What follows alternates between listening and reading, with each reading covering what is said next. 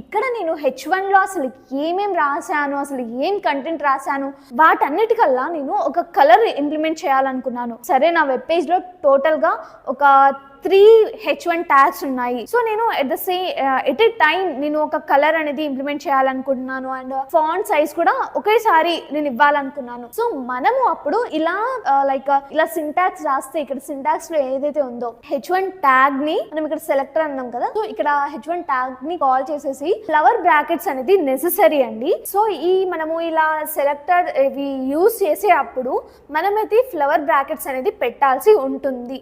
And మనకి HTML లో జనరల్గా ఈ యాంగులర్ బ్రాకెట్స్కి మించి ఇంకొక బ్రాకెట్స్ అనేది యూజ్ చేయం కదా.